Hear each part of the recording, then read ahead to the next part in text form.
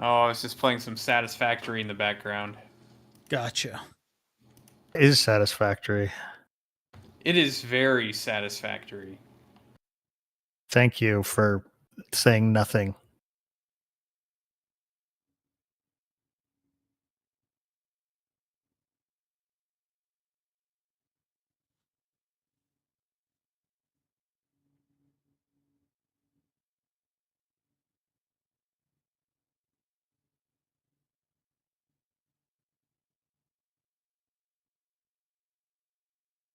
I'm just going to mute the watch tab. That was loud. Yeah. Oh Always yeah, smart. you have to do that manually yourself. All right. We should now be live. Let's see.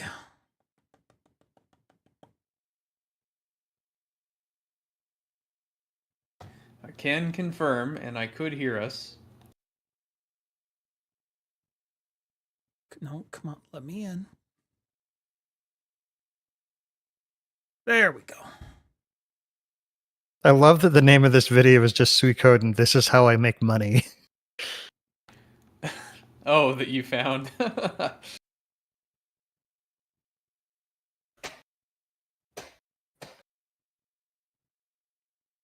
Don't die.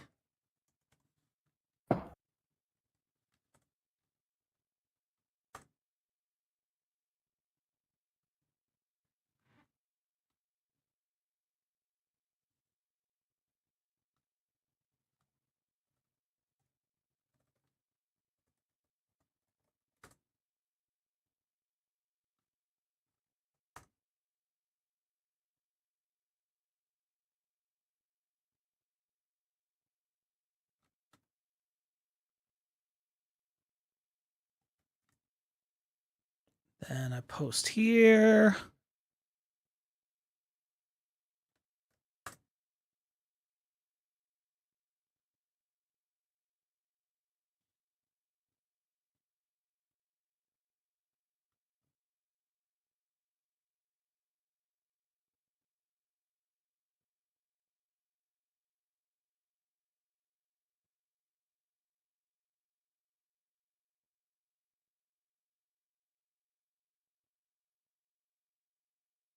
I have no clue what Kamizite's talking about, as usual. All right. Are you all ready? Yep, I'm just getting more videos for you. Lizzie, Baggins? Yep. Working on a spreadsheet while I wait. Close enough. All right. Now, Lizzie just having all the fun. Spreadsheets are the best. I know how much you love them. I do. And apparently I missed my calling. I could have been a competitive spreadsheeter. Yeah, man, you really missed out, dude. I did. All right. Let's get started.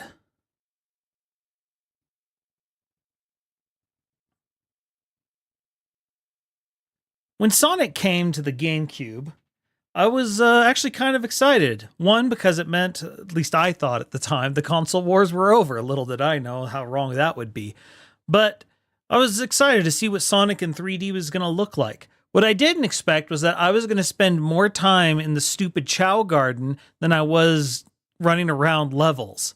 I had no clue what this was, and yet somehow it drew me in, and I couldn't stop playing it, even though it was so very simple. This is episode 30 of I Think We Overleveled. We're talking about mini games within other games. Lizzie, Baggins, Looney, how y'all doing?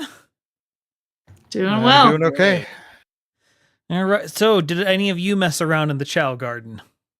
Oh, I loved the Chow Garden to the point, like, Sorry.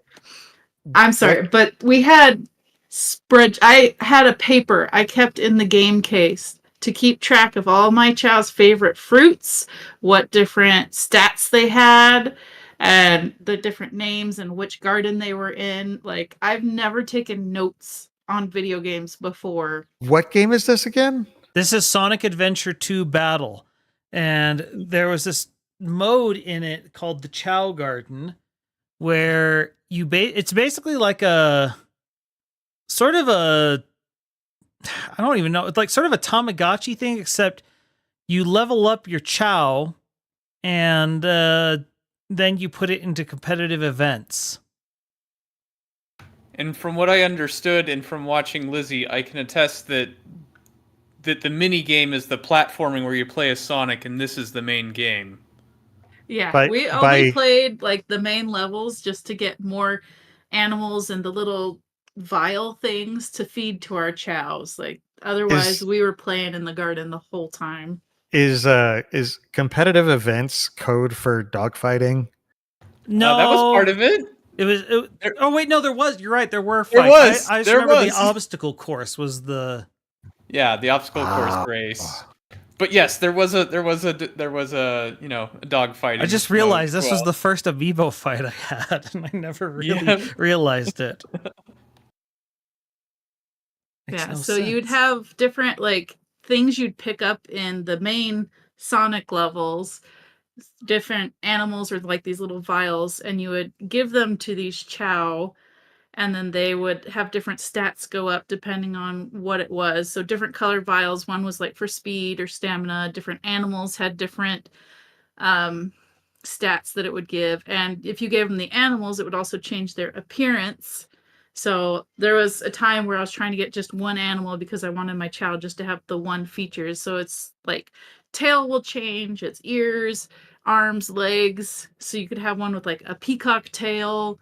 There were ghosts in one of the levels to where if you fed your child a ghost, it might lose its legs and just have like the little ghost bottom.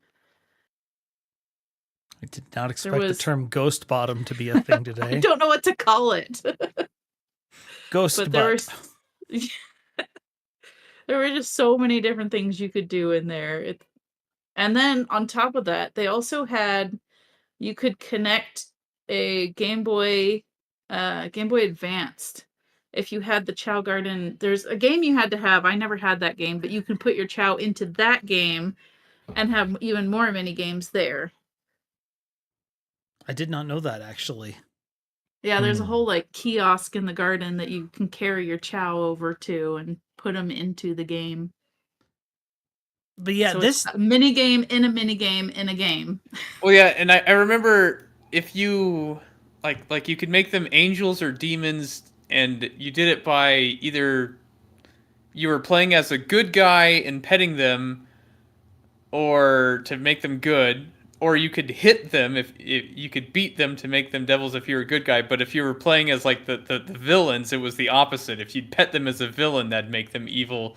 But if you beat them as a villain, it would make them good. So there's a Paragon Renegade system? Yes. You start out with one base garden, and then if you have an angel Chow, it opens up like the heaven garden, and then there's also the other one. The hell? Yes, I don't like saying that word. It's a place. It's okay. Fine. It's in Michigan. I still don't like to say it. So, fun part. So, because Hell, Michigan is a thing, my uncle actually lives near it, and he was in charge of the scout troop, and because he'd been wanting to do it for a long time, he was able to convince the scouts to do a charity bike race where they would go to hell and back. Did he put a basket on the front of the bikes? Why a basket? Just a hell in a handbasket. Oh, dang it. I wish I had come up with that. I did not. I did not know that. But anyway, that was a fun little aside. But yeah, the Chow Garden, it was surprisingly complex for this stupid side thing. But it created Sonic Adventure 2 Battle had endgame progression through it. It was so weird. Huh. But yeah. All right. I'm going to direct the conversation to something I want to talk about as well, because I've been seeing Vagans play this game a lot. And I liked this. Baggins, tell us about Babu Striking a Ghost of Tsushima. Like it's such a simple little thing. So I've been playing Ghost of Tsushima a lot. It came out a couple years ago, but it recently came out on Steam, and I'm like, all right, I I tried it a little bit ago, didn't get into it, and I've been playing it lately, and I'm kind of obsessed at the moment. But there's it like a lot of open world games. There's all sorts of little places that you can go and access and unlock abilities or upgrades and stuff like that. And the bamboo strikes, it's you go and they'll line up 3 bamboo, then 5 bamboo, then 7 bamboo, and the way that you hit each bamboo shaft properly is you have to hit a button on your controller. So it's kind of like a micro rhythm game. And you have a short amount of time to do it. So the first one is just 3, it gets easy, and then it gets to 5, and then to 7, and then you upgrade what they call focus, which is your it's how do you use special abilities and healing and that kind of stuff. And it's just this simple little thing, but the game is filled with all sorts of simple little things where you're like, okay, I feel like I'm in, Jin Sakurai's head. So, yeah, not Sakurai. I'm blanking on his actual name, Jin, though. But yeah, it's just like I said, it's like a little micro game that you just do 3 rounds and you unlock your thing, and then you go and you'll find another one and do 3 rounds and unlock some more, and it's just satisfying. Yeah, I don't know what it is about it that is so satisfying, but just watching it, there was something satisfying about it. It's just like you play it and you're like, oh yeah, I am a samurai. We were talking about sort of like how the Arkham series let you be Batman. Exactly. It's that same sort of feeling. I remember day 9, when he did his playthrough, he's like, let's go play literally being Batman. And that's kind of what it's just like, stepping into the shoes of a samurai briefly. Yeah. And it's just, if you can fulfill the game's proposed fantasy, it works. And that's the thing, is they spent a lot of time and effort to make that happen, and they did a great job. All right. Now, Lizzie, I want you to talk about Voltorb flipping, because I don't know what this is. Okay, so in Heart Gold, Soul Silver, they kind of had gotten to the point where, okay, we shouldn't be teaching kids gambling. Ooh. So we to change out the game corner. So this was the replacement game that they had. This is essentially a cross between like Minesweeper, Sudoku, and Picross. So each line across and will show you how many Voltorb there is, and then how many numbers. Your goal is to try and find all the 2s and 3s. So the ones, it's a multiplier. Blah. So you start out with, you flip a 1, you get 1 coin. You flip a 2, then that doubles it. You flip a 3, it triples it. And so you go until you get all the 2s and 3s on the board. And then it pays out all the coins that you've earned for that level. If you hit a Voltorb, though, it's game over. Hence the Minesweeper reference. And so this is how you would earn coins to try and get the Pokemon or whatever item you wanted from the game corner. And I absolutely love this game. I love Sudoku and I love Picross and other puzzle games like this.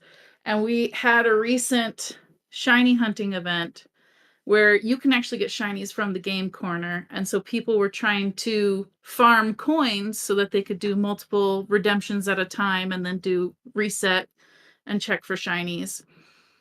And somebody in the chat was talking about, oh, I need to get to 20,000 coins. How am I ever going to get that many coins? And out of curiosity, I pulled out my game to see how many coins I had. I have 30,000 coins. That's a lot of coins. I enjoyed the game so much. And then I ended up playing it even more and getting more coins. And so I found it funny that other people, oh, how am I going to do it? And I already had way more than enough coins. Oh man, I loved Voltorb Flip. Yes, even though I do agree with the boo on getting rid of the old game corner, but man, Voltorb Flip was just, I mean, it was Minesweeper, but a little with a twist, and it was just as addictive as Minesweeper, which I did play a lot of back in the day. And I've killed 2 mice playing Minesweeper, so yeah, I yeah, enjoy it too. yeah, no, I remember I had to buy you those. So Oh, like sorry, I was like wondering what you were talking about. You mean like a computer mouse? yes, Yes, yes, she wore out. Baggins is over here thinking, wait, how did she kill mice playing Minesweeper? Real Why life does this- Minesweeper. We put out the mines. Those poor Why mice does this never saw game it make coming. Lizzie violent? Well, we go in the backyard and we dig up some mines and we get some. No. Because because you have mines buried in the backyard, like you do. Like you do, especially when you have kids, right? Yeah. But you have very careful kids now. Yes, they've learned the hard way. I've only lost only- a couple yeah. toes. It's fine. They don't even need some of those. But no, Volt Orb Flip was a lot of fun. A lot of fun. No, okay. So This that does replaced- look very oddly captivating. I have never played this, but Right? I play Picross like nobody's business. So this Yeah. is So it's fascinating very to me. similar because it Yes, tells you it- kind of what you're. Whereas Picross, you're trying to find the ones that it has labeled. This one, you're trying to avoid the ones it has labeled. And so the top number in each of the side squares tells you of the numbers in that row, that's what it adds up to. So Oh, yeah. like that top Yeah. left, or top right, it says 5. So there's the numbers will add up to 5, but then there's that many Voltorbs that you have to avoid. Yeah, it basically is Picross crossed with Minesweeper. Minesweeper. Yep, that's exactly what it is. all right. And Fascinating. I don't know. I think you're the only one who's played this here. Maybe Lizzie has, but Xenoblade Chronicles 2. I only know of Tiger because the music is in Smash Brothers, and it sounded so different from the rest of the Xenoblade music because it's a throwback. So Yes. explain Okay, Tiger when I Tiger. saw the title, I didn't know what it was, but now that I'm seeing this, I've seen Looney play this. Yes, so Tiger is a mini game that exists in the game, and you go to an arcade machine that's in Tora's house, and it's the only place there. But you have to go here and play it because one of the characters in your party, like there's Tora, and then the android he made that's named Poppy, and to get Poppy's upgrade parts, for whatever reason, you have to go to his arcade cabinet of Tiger and play the minigame of Tiger, which is made to be an old 8-bit arcade machine. And you have to basically swim down to get treasure while avoiding enemies. And you want to not take any damage and then take the treasure back to the surface. And whenever you hit things, you take damage, you drop some of the treasures that you've picked up. And if you can get like a perfect score with no damage, collecting all the treasures, collecting all the ether crystals, then you get a bunch of items from the machine to upgrade Poppy with. This is like Downwell. Yes. Okay. Why is it called Tiger? These are fish. I think it's called Tiger because I want to say the character who owns the machine, I think his Japanese name of Tora, isn't that Tiger? Like I think, like the name, the character's name who owns it is Tora, which I believe, is that Japanese for tiger? I'd have to look it up. But I think it's because like his character design, his fur, I think is made to be like tiger pattern. I don't actually know the research on that. So I hope I'm not just making stuff up, but I think it has something to do with it. I play XCOM. They didn't change the name to Jordan. But I Didn't don't they? know. I don't actually know the reason of the naming, though. I could have sworn I saw something once talking about it, but I don't remember. All I know is the music was pretty good. Oh yeah. Yeah, I mean, it's Tora, made to Tora be- does mean tiger. Yeah. So yeah, the owner's name is Tiger. Why they named it Tiger, I don't know. But I But think that's a the reference to the William. I think that's a reference to the William Blake poem. you think so? Okay. I wouldn't be I think surprised. I think they're just trying to let you know how tiger he is, sort of like Bear. Though I think tora tora is something that I've heard said in Japanese. Like I think there's a Japanese Oh, meaning that of does saying sound tora right. tora. Tora Because Tora I Tora is the saying. It's a 1970 epic war film, according to Google's. yeah, because It's the that's events. It's the events leading up to the Japanese attack on Pearl Harbor.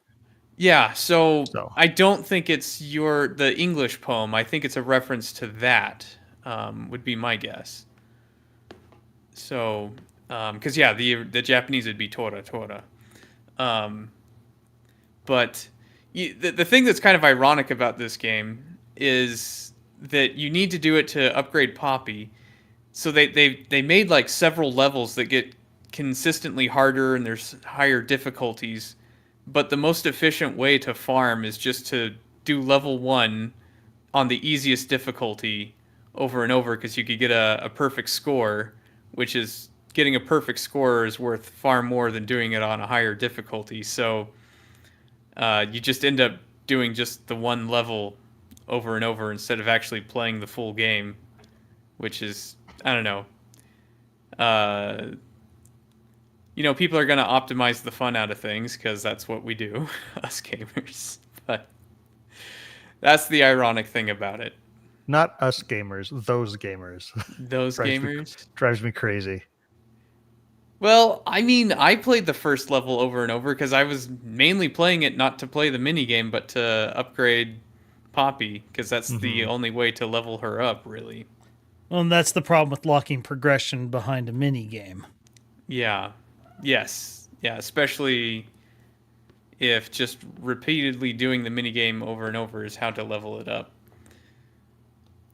Like I remember, like that was part of the problem. This is a tangent. In Shadowlands was they created this cool roguelike side game called Torghast where you're supposed to be Oh gosh. descending down basically into hell. And I had a lot of fun with it the first time. Unfortunately, they tied progression behind it, and whenever you only have a limited time to play, you're like, I have to go do this thing. Even though I had fun doing it, just doing it every single week because you have to do it is a problem, which is why the community started referring to it as Choregast.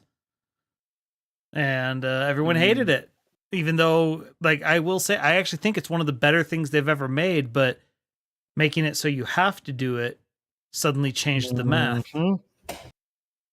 Yeah, like, I do think Tora Tora, it was fun to play. I just didn't want to play it as often as I needed to level up Poppy. Granted, you don't have to use Poppy. It's if you just want to, use Poppy in your party. But since being the android that you can swap out parts, it's the most customizable character in the party, so it's worth your while to level her up. So, yep, that is a problem. Indeed.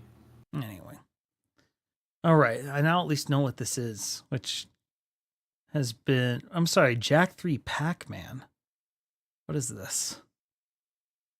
I don't remember this at all. In Jack 3, that was oh my gosh. There was it was a single quest. I think it may have come up once or maybe twice where you have to like go into this system to get this code and there are bugs, and it's basically a Pac-Man game. The only difference being that you actually can't turn around. So it's basically you're just shifting levels of the game.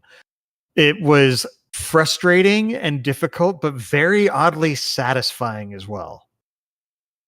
And so like you see this red line, that's where the enemy creature is going. And so you basically just don't want to be in the same area as the creature when it comes around, but you have to get all of the dots to actually win. And it's a lot harder. And then you see this machine that's moving around and it will add dots. So you have to get it to stop it from being a problem. And I was about to say this looks too easy, but then I saw, it drops new dots. That would, yeah, that would bring the difficulty up. It's does look fun. Why don't I it's remember fascinating. this? Did you play Jack 3? I don't know, man. Just think this I did. disembodied Daxter head is it's a little freaky. Oh, that's the other thing, is that the joystick was very sensitive. So sometimes if you weren't very careful, then you'd move over 2 rows at a time instead of just the one. I see. I was noticing it jumping a bit. Yep. And you're like, well, why'd you go there? Because, yeah. Just like move there. So But you're yeah, it's just, like I said, it's just oddly satisfying. It's kind of hypnotic, yeah. But then, like, if you go up and you miss it, then you have to do a whole loop around again and make sure that not to get eaten. don't get making walking noise? eliminated. Oh, I just want to see him finish. It's like watching the did he do DVD that? logo bounce. Ah, what? Why? Because he keeps It's- forgetting it's- to go wide. It's harder than it looks.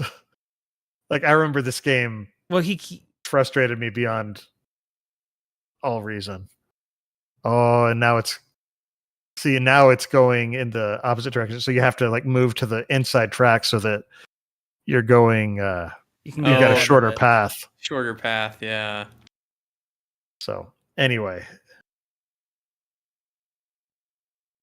Yeah, like I said, it's oddly hypnotic. I want to finish it. But then, Come like, on, But then, like, you move Please, to the finish inside it, track so that you finish can. Oh, so Oh! you monster! Okay, you've got this. Come on, come on, stay come the on, got course. it, got it. Yeah. Yeah. Okay, don't blow it. Just get the thick of the bill. You got this, buddy. You get it. Yeah! All right. Woo! Success. All right. Anyway, Yeah, so that's the weird little Pac-Man mini game. It's only in one quest, and you can't go back and do it after you beat it either, which is just like So that's dumb. There should be I mean, PC difficulties and cherries. Anyway, all right. Let's see. I am now noticing a lot of fishing games. We'll get to that later. again, that could be its own episode. Every game, Oh, all here's the fishing games. here's a Fishing game. classic one. Ah, yes. Okay. Classic Mode 7. I mean, this is a story one, but I mean, it's easy enough and it's short enough that the fact you do it for the story is not a big deal. I mean, actually, I guess most mini games they have you do for this, but this is when you go into the future in Chrono Trigger, and there's like a biker gang of robots that won't let you pass unless you race them. And it's just this little Mode 7 race where mainly you want to be in front of them so he can't pass you, so he kind of boosts you along. But it's just a fun thing with fun music playing. Well, his theme is fun. I guess the music that it's playing when you're talking to him is amazing. Actually, racing isn't that exciting, but it's just a fun, short little mini game that they put in Chrono Trigger that's totally, I don't know, it's got the F-Zero feel to it. It's pretty good. Yeah, and like I have the audio muted, but I am hearing F-Zero music as they're racing. The dee dee dee dee. Yeah. Oh, I'm trying to remember how the music how it actually sounded, because I do know when you're talking to him, it's got the do. I'm not Yeah, gonna. it's I'm sort of not- like the Robo Bop stuff. Yeah. It's good stuff. This just reminds me of Mario RPG, the minecart. Oh, the minecart was great. Oh yeah. Oh, It also is it's one of those things that I just remember. Mode 7. Yeah, or it didn't feel. It didn't Honestly, feel like it's- it should be possible. And it's just so kind of out of the blue, really. Like, I don't know. When it pops up in this game, I was not expecting it. It's like, oh, okay, we're doing this now. But it is pretty fun, and you can like collect mushrooms on the way, which kind of made it feel like Mario Kart to a degree. But Well, you can see they're struggling with that draw distance, though. oh yeah. Well, I mean, it also kind of made it a maze because you're like, should I turn left? Should I turn right? I don't know because that draw distance is so short.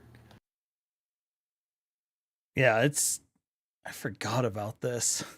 This makes me think of those Donkey Kong Country levels with the mine Oh, yeah. carts. Oh, Very much so. I mean, I know they're levels, but they were kind of like a mini game, although they were hard as nails. Oh yeah. I just remember the ones in 2 where you have the ghost chasing you and the music. Oh, the music. Yeah. Mario RPG. Let's stick on this for a little bit because Mario Dude, RPG had quite a few. there were a few. Yeah, Although I do have one that kind of goes along with it that I Okay, just put which in one? for at the very bottom, Junimo Kart. All right, I guess not the very bottom, but yeah. explain. Which it's in Stardew Valley. As you're walking as you go along, there are in the tavern in the town, there are 2 arcade games. One of them is locked and one of them is not, and you can put a coin in and play a little mini game that they've added on. There's 2 of them. So there's I have this a one. video of the other one as well. Okay, you've already got it in. Awesome.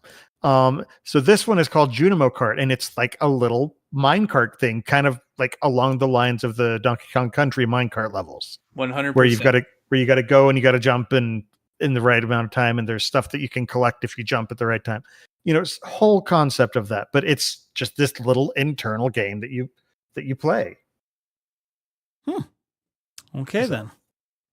Yeah, though, word to the wise, do not play these games in multiplayer mode. Play them in single player only. Why?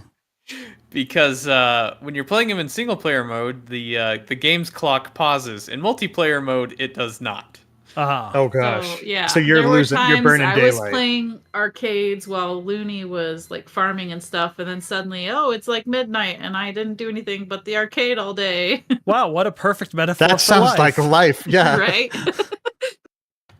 Real Yeah. life is multiplayer. Today's over, and I've done nothing but play video games. Gosh, where have I heard that before? I mean, that's the reason why the clock moves is because life is multiplayer, right? Yeah, You're right. If it was single player, the time would pause when I want it to, right? I believe you are correct. I can't prove that, but I think it's true. That was what the theory of relativity was all about, right? What's the Ferris Bueller line? Life moves pretty fast. If you don't stop and for a second, you might miss it. Or I don't remember the exact line. What is in the minecart? Is that like a frog? It's a Junimo. It's a Junimo. It's a Junimo. Yeah. Okay. What? It's the little harvest spirit Forest, things. yeah, the forest Yeah. spirits. They look like apples, kind of. Gotcha. A little bit. Never touch Stardew Valley. Not my kind of game. It's funny because in the Stardew Valley expanded mod, there is a Junimo that you can meet, and his name is Apples. Huh. It's How funny. appropriate. So, man, they are doing a good job, though. This is a tough game. Anyway, but yeah, I know so they're that's making Junimo Kart. it look easy.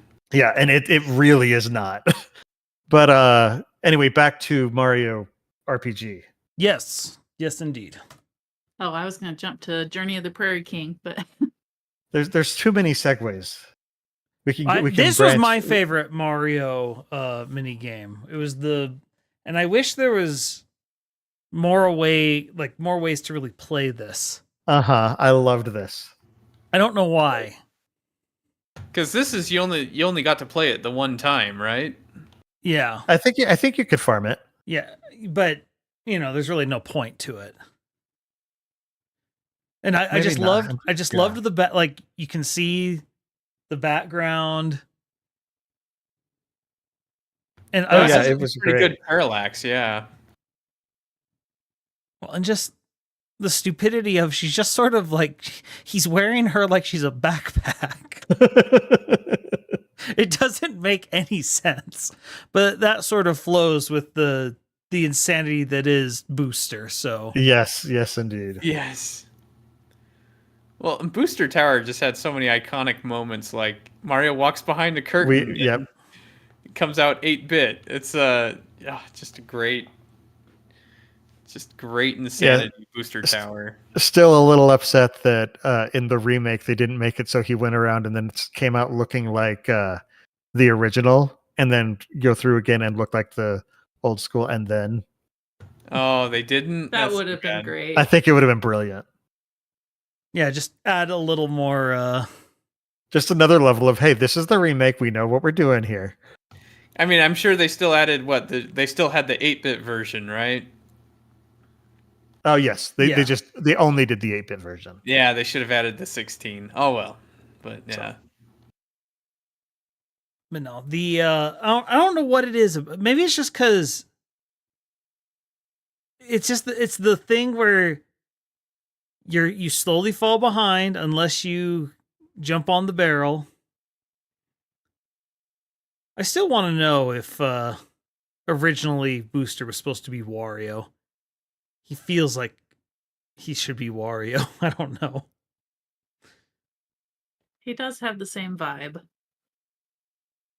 Yeah, but just and then the parallax, the way it's moving. I love this. This is so good. All right.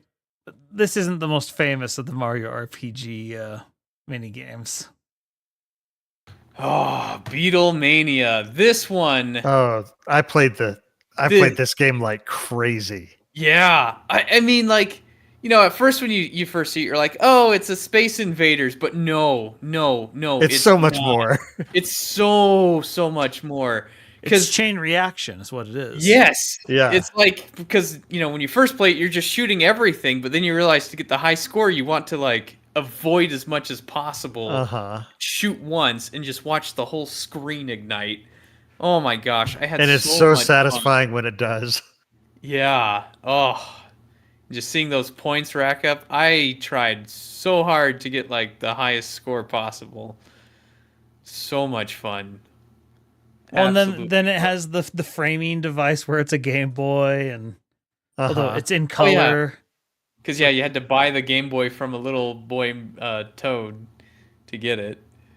Toad Boy. And he was a haggler. Yeah. Well, he wanted to get enough money to buy a Super Game Boy, right? Yeah, that's definitely what it was. Yeah. The Super Game Boy. No, I don't know what it was about. All I know is apparently this was like for the people who were trying to emulate the game, which because they didn't release this thing for so long, emulation was apparently this was like one of the harder parts for people who were trying to originally emulate to do, because apparently I don't know the specifics for it, but the sprite count basically was so much if you let the screen go that they had to do some tricks in the programming in the original game to make it work. Really? Yeah, and so people had to sort of reverse engineer what the trick was, type of thing. Because you couldn't do it just I don't know the specifics of it. I saw it somewhere. And I was just like, that's interesting. Not what I would have anticipated would be the hardest part of emulating this game, but here we are. No. This is just sad. This is another one I could just watch it all day. Oh, it's so satisfying.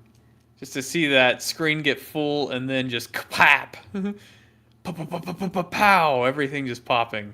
Oh, it's wonderful. Sudden onomatopoeia. In a similar note, I just added one. Okay, let's see. Oh, how did I forget this? Probably because I didn't have this game.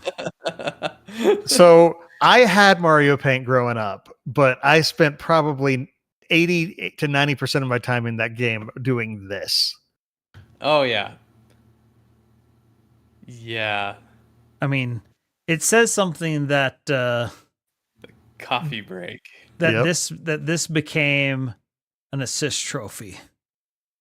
I keep forgetting that even happened. But it's just a little click on the stuff that comes around and don't get stung by the scarier ones. And it was so sad, like that little sound, because like the sound effects were basically just vocal, just somebody going bzz, bzz, bzz, and oh gosh, it was just fun. Like, and it's funny, the OC remix, it has like someone sipping coffee saying, "Ah, dang good coffee," And at first I'm like, wait, why is it coffee? Oh, right, because you clicked Because it's the coffee break. it's Yeah. the coffee break icon. But And it just gets more and more intense. And like I said, this was just a silly little side game, but it was easily the best part of Mario Paint for me. It's sort of like with a lot of other things where it's like, this was just Mario Paint. You didn't have to go this hard. Yeah. Like I was a creative kid, but I was also a perfectionist. And so I didn't really enjoy the creative aspects of Mario Paint because I wanted to do it perfect the first time. Yeah, that flashing. Ah. And then there's the boss who sends his mosquito minions after you. And oh, it was so good. Good thing I didn't play this game. Mosquitoes love me. But no, it's just interesting how even in something as, I mean, silly as Mario Paint, Uh-huh. it's just like, yeah, let's throw in a mini game. They need a mini game. But like a lot of games like that, when they throw in a mini game, it's just like a very, very half-hearted attempt of like just to put something. This is just fun.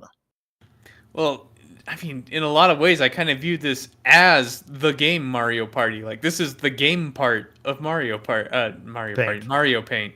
Uh-huh. I mean, I didn't really use Mario Paint for painting. It was either this or messing around with the sound effects and the music composer. Well, it's sort of like with Windows, you know, and people played Solitaire and Minesweeper because that came with it, and it's the game part. Yeah. That's Man. true. My earlier PC memories, it's all either MSN or not MSN, but Microsoft Paint Uh-huh. or Minesweeper, Solitaire, Free Cell, you know? Or And then eaten pinball. by a Yeti in Ski Free. Oh, Ski Free, yep. Because that's what you could play on the computers at school. Oh, an Oregon Trail, yeah. Or 3D pinball. Although we did eventually in my computer lab, somebody installed Worms Armageddon and Unreal Tournament. So we had And all productivity died.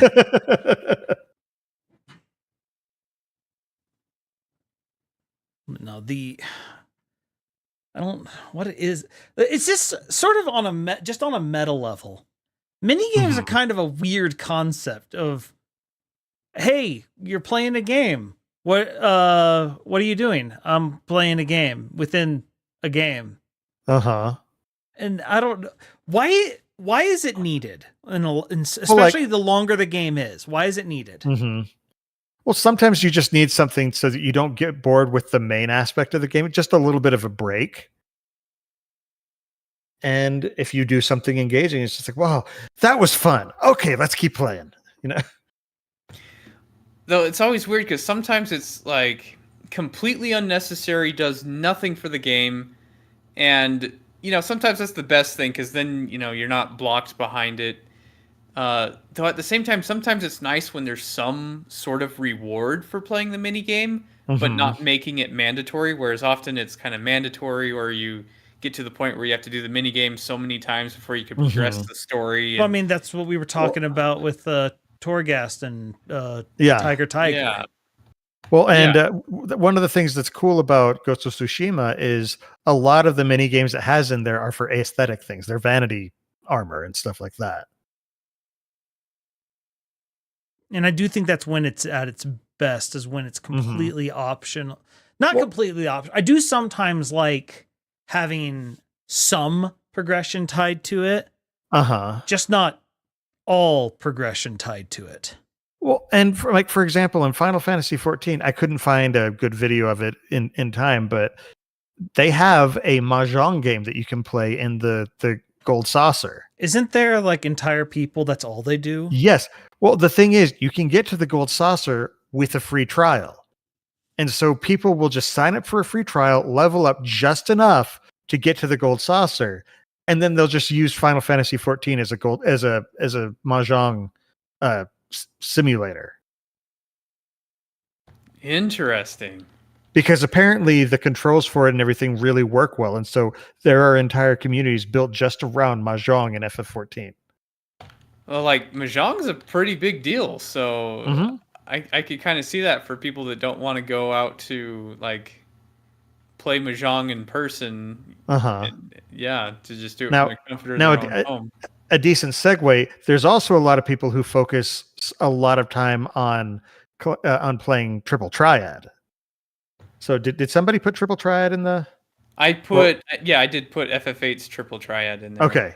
I don't know about 14. I don't know how different they are because I've only I don't played either 8. because I never really played 8.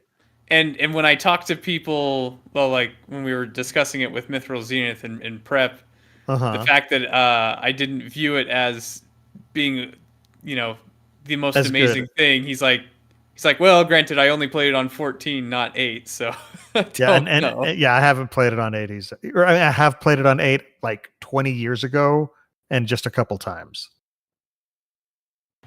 But like, for me, if I'm honest, I wasn't the. Breakfast is calling. Should I tell him to join? Yes. Bully him. Answer the phone and tell him he's already on. Put him on Hey, speaker. Breakfast.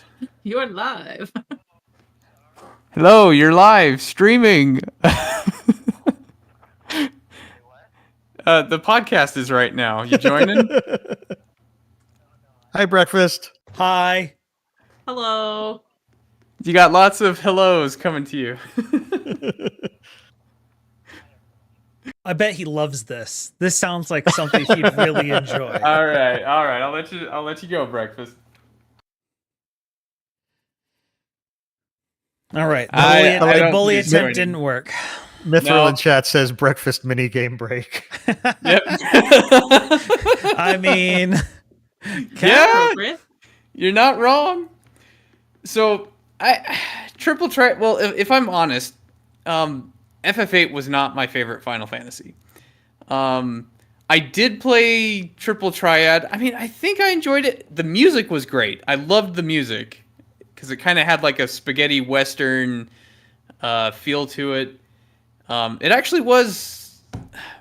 Maybe it was more fun than I remember it. I think my thoughts of Triple Triad are just soured in the fact that I didn't like FF8 as the game, and I also didn't like how to get the best items in the game required you to play Triple Triad and get some of the best cards in the game, and then you had to turn the cards into items, which then you couldn't use for Triple Triad anymore. That's very fair. And Hi, Mithril.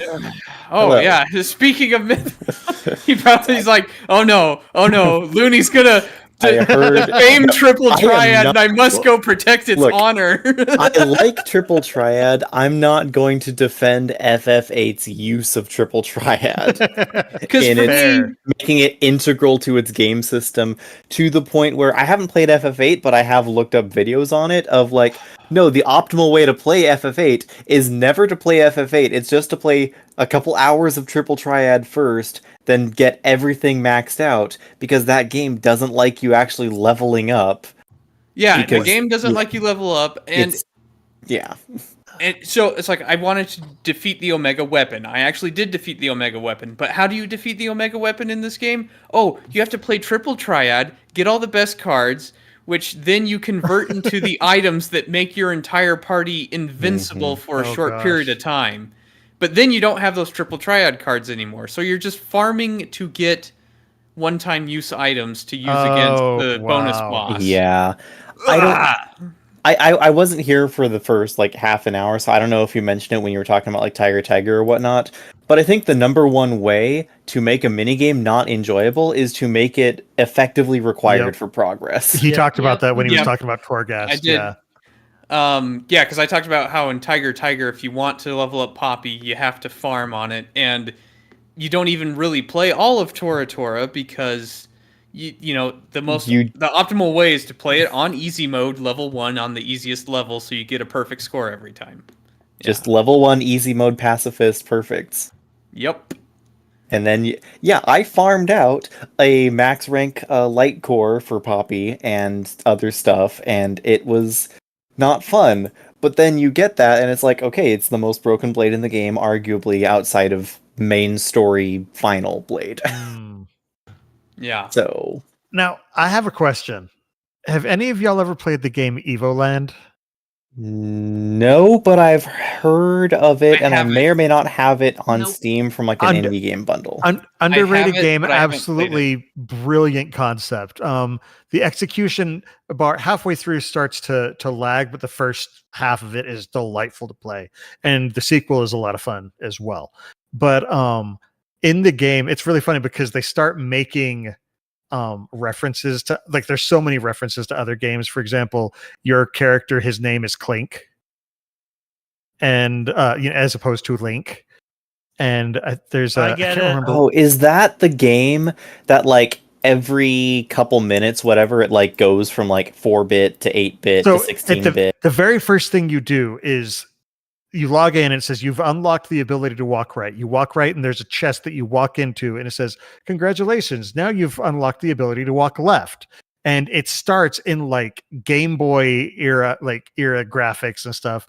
And then you'll unlock like colors and you'll unlock 8-bit music. But as you go, you start unlocking like orchestral music and you start unlocking things. At one point you unlock like you get to a certain point and there start being load screens, but you can go to a merchant and purchase a faster disk drive, and it'll actually the load screens go away, and it's just it's brilliantly done. But That sounds Very so charming. fun. but one of the game, it's definitely worth checking out. I've gone back and replayed the first half of it, and like it'll Gotta evolve check into to see if I own that game. like it starts off as like an early Zelda style game, and then like you'll unlock random encounters, and suddenly you have like Final Fantasy elements in it. But one of the things that you unlock in it is a game called Double Twin.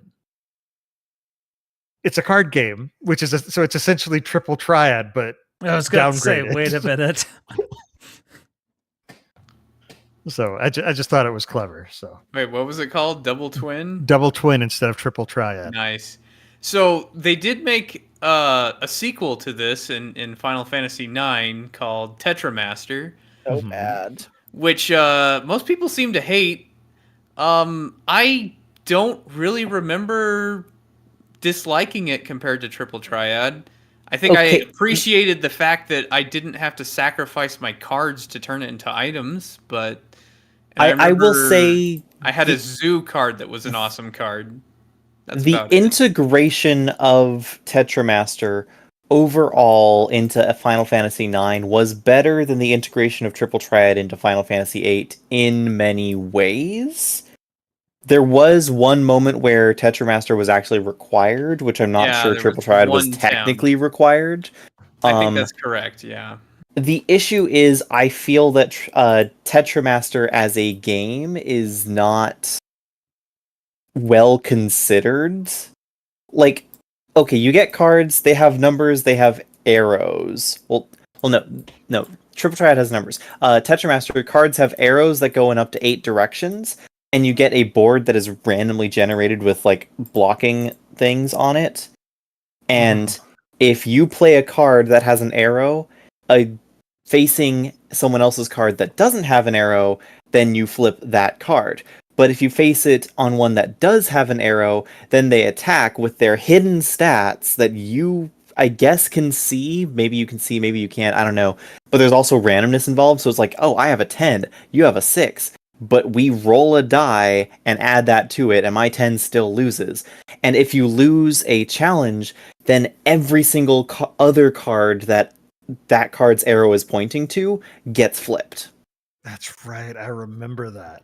I think So I actually it's- liked that. I actually did enjoy that game. I remember playing it. So and it's thinking, one this of those was fun. things that it's like, I found it interesting to be like, oh, okay, cool. I want to learn the game. But it's the extra random mechanics. element. Like the overall the mechanics I think are fine with. The one thing that breaks it for me is that random element of like, I'm playing a 9 against a 1 and I still lose, and now it's like, okay, well I just lost the entire game because, screw me, I guess. Yeah. Though I will give one thing I do have to give Triple Triad, it's got the better music. Yeah.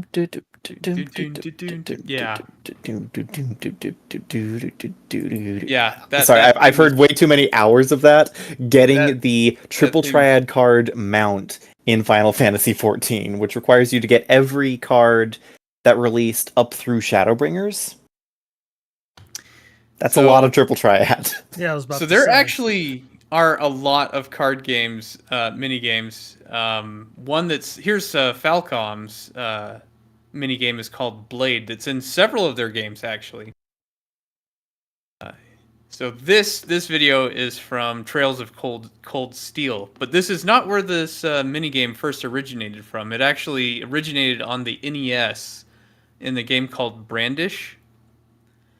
There was a casino you could go to in the dungeon in Brandish. Brandish was a dungeon crawler. You fell down in a ravine and you're trying to climb up a tower to get out. And there was a casino in two of the. I don't know why there's a casino in this dungeon, but there is. But in the casino, you could play this blade game to get tokens to buy, to buy equipment with. But in Trails of Cold Steel, where you're a student Persona 5 style, you could play this game with your classmates, and you first play it like while you're going out on a mission for your military school, and when you're on the train, which is the Trails of Cold Steel, you play Blade to pass the time as you're going to your destination. But it's a really fun that series, but thank you for actually finally answering that question. I was like, what is Trails of Cold Steel? Train tracks. Makes sense. Anyway, on Yes. what you were saying. Oh, so you've heard of the game before but didn't know why it was called... I even own one of them, but anyway. Yeah, it's because you take trains to get to everywhere. It's That makes so Trails much of Cold sense. Steel. I didn't know this either. I'm learning so much. Well, and that's why I think the game that focuses on airships is called Trails in the Sky. But it's the Legend of Heroes games. But it's just a kind of a strategic card game where you're trying to balance your score, balance what cards you have on hand, not be stuck with certain cards. It's actually a well thought out card game that I could see. I honestly think you could sell a deck of these cards and sell it as a game and actually play it. I think Falcom could be. I wouldn't be surprised. You probably can buy Blade cards from Falcom. Now that I think about it, if you go to their site, I bet it exists. But it's actually pretty fun. Another one that was pretty popular is Xenosaga. Also had a card game. This one's actually more of a deck builder. That I guess you could try out a deck builder as well. But if I'm honest, I never actually played this. This one was definitely 100% optional because I never played it. But I've heard many people say that, oh man, I liked this Xenocard minigame better than the actual main game. Maybe I should, plug the game back in and try it out some more. But from what I heard, it had a pretty deep strategy, kind of like Magic the Gathering style. But yeah, no, card games is certainly a staple in RPG mini games. Oh, definitely. I've never played The Witcher, but I know that Gwent is huge and actually did its own whole game and everything. And didn't it also get a physical release too? I think so. It might have. Definitely could have. I don't know actually though. I never played Witcher. No. Yeah, I forgot about that because I haven't played Witcher 2, but I have definitely heard of Gwent many times. Speaking of card games, Pazak. Another one? Oh yeah, Pazak. Yeah. And Knights of the Old Republic. Yeah, wasn't Pazak basically blackjack? Pazak? I've never... Puzzle. Yeah. Pazak. Is that a play on Sabak or? I think it's because it's supposed to be. I think it's supposed to be maybe a precursor or something. So it's blackjack, but you can have negative numbers instead of just positive ones. That does change the game. Very much so. And I think there are some cards that can be positive or negative.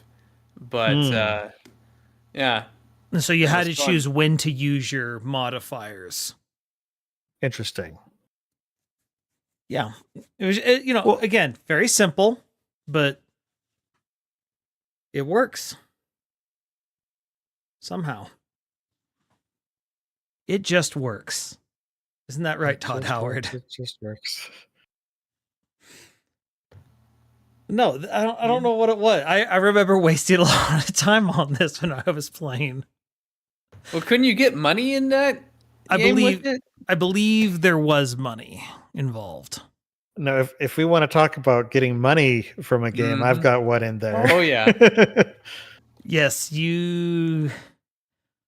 I think that's There a it great is. segue. Right. It's just the name of the video is actually "This is how I make." No, this isn't the one I Oh, was sorry. talking about. Sorry, I thought it was Suikoden. It is Suikoden, but Wrong this was one, Suikoden though. one. There's more than one. Yep. Suikoden 1. I have a favorite game, and I'm not ashamed of that.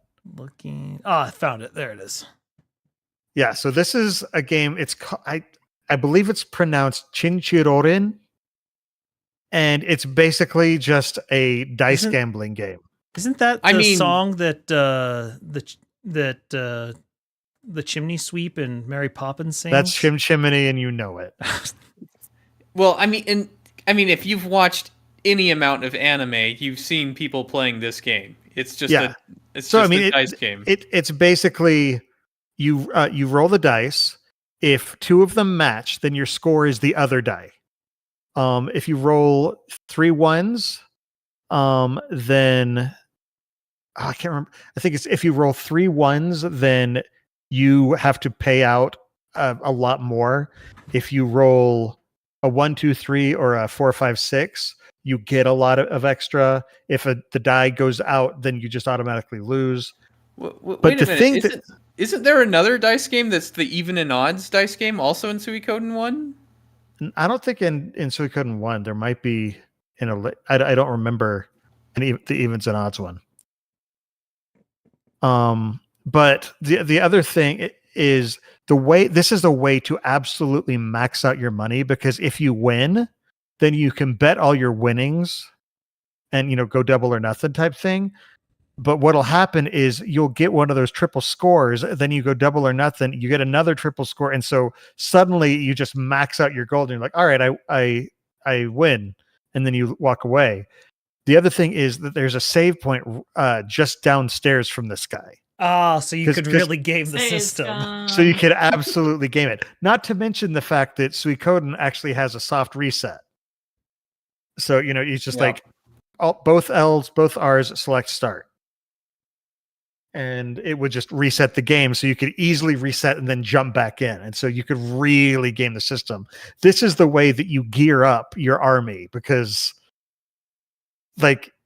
upgrading your weapons gets expensive. Like the early levels, it's fairly cheap. It's like just 300 potch or 600 or whatever. What's But a like potch? later on, potch is their standard. It's coins. It's Gotcha. in the first game they actually call it bits. Then the rest of the series that moves on to potch. But the first weapon upgrade costs like 300 potch, but the last one I think costs like 160,000.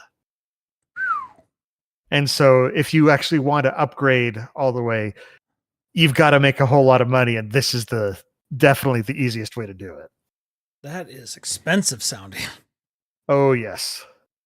I mean, you're running an army, so I can't find a video for it, but oh wait, I think I just did. Yeah. So D-Lit and Wonder Labyrinth also had a dice game that I used to get money, and it's right next to a save point. Here, let me get this up. That's nice when they make it easy. Like, oh, I'll just save, and if I don't win, I'll reload the save. Mhm. They know exactly what their players are about. Exactly. Cheating. Well, I was gonna say, speaking What? of gambling mini games, Pokemon is no stranger to them. Because I would. Yeah. That's the thing. I would double my money. Because I'd bet on. because it has like roulette betting rules. So I just bet like on half of the map, and then use that to double my money if I got it, because I'd have a 50% chance to double my money. And if I failed, I just reset. But if I didn't, I'd go save. And so every time I did it, I'd win. I know in some games though they tried to catch if you save scummed and like punish you for it, but I do not think this was one of them. But yeah, A la no. Mr. Rossetti. Fortunately for you, I am not one of them. But yeah, Speaking- no, I yeah. definitely did that to max out my money in this game. Yeah, so we discussed the Voltorb stuff in Pokemon. Was there another one you wanted to bring up, Mithril? I guess not really. I didn't know what you'd already talked about, like because Voltorb was an actual like mini game. Meanwhile, the slots. the slot machine or roulette board in 2 was what they had to replace with Voltorb because of the allegations of like, oh well, Pokemon got my kids into gambling, and Which was all that definitely a fun. real story. One of those many lawsuits that or at least stories, I don't know if they were actual lawsuits, that purported to have happened in the 90s over Pokemon. All the myths of Pokemon. It's like when I took my kids into the casino, they were immediately addicted because they had been prepped for it. It's like, well, why are you taking your kids into a casino? Yeah, stuff like that. My kids are it's like- wanting to join Team Rocket. This Pokemon gang violence is out of control. But it does raise, I guess, Well- okay, not the gambling and Pokemon stuff, but like an interesting question of like, sure, what if it's not required to win or to make progress specifically, but like if something specific that is maybe desirable is hidden behind a mini game. Though I must admit, as I put Lufia 2 up, thanks to Lufia 2 and several of the Dragon Quest games in their casinos, yeah, that did definitely teach me gambling. Though, For a second, It's- I was like, "Are you going to say you have a gambling problem?" Because I've never known this. actually, well, no, this Learned is so actually many the things reason about why Lufia 2 and Dragon Quest is the reason why I know I never want to ever start gambling, because I know it will be a problem. Therefore, I never do it. Yeah, if I Lizzie, were to gamble for real the way I did in Pokemon, I would not have money. yeah, Lizzie, the spouse is usually the last to know. So I've never gambled outside of these games, and these games are exactly why I know I'm not going to gamble How outside of much these Zeddy games. are you in debt? Oh boy. Well, thanks to save scumming, I usually come ahead. But Which is why Wow. casinos ban safe scumming. wow, yes, he's real not just casinos a- ban save scumming. Yep. Lizzie, how does it feel to know that your husband's not just a gambler but a cheater as well? Well, I have save scum mainly for that Moldorg and Link to the Past. Oh She's man, like, as long as he keeps bringing home the money, I'm fine. he's supporting me. It's all good. As long as he keeps winning. But man, playing blackjack and poker in Lufia 2 and Dragon Quest, and of course slots. But yeah, oh man. Well, and one thing I really loved about, I think it was Lufia 2, where when you were playing blackjack or poker, I can't remember which one, but it would actually have you raise and like call and whatnot, and its AI was such that it would easily get spooked if you like went all in. And so it's like often that's what I kind of learned to, I don't have a great hand, but I'm just going to go all in and scare all the NPCs and win anyways. Which I mean is something you can do in real. Yeah, I'm gonna lie in my other way words- out of this. Which is They're not actually good at reading a bluff. which is funny because even though I'm a terrible liar and I don't like to, when I actually played poker with my high school buddies, where we just got Lucky Charm marshmallows and used those as our tokens. By the end of our gaming session, I had a giant pile of mushrooms. Gosh, marshmallows. Excuse me? Oh Is my this so now drugs are involved? Marshmallows, Lucky we've been- Charms, man. Oh, Lunisar, God. It's like I This don't is- even know you. this entire podcast has been one long conduit intervention. Oh, We're worried about really? you. You have a family and kids. Oh gosh, marshmallows, Lucky Charms, the cereal. My gosh. Those the new code words. That's what they're calling it these days. That's huh? what they're calling The it these cereal. days. Goodness gracious. This is so disappointing. You go into the grocery store later. Yeah. This that what this you call whole your thing broker? sounds like parent code words dealer? that they use around their kids so they don't know what's up. But yes, anyways, of the just cereal, I definitely cleaned out my high school buddies playing poker with them. But I'll like I bet you did.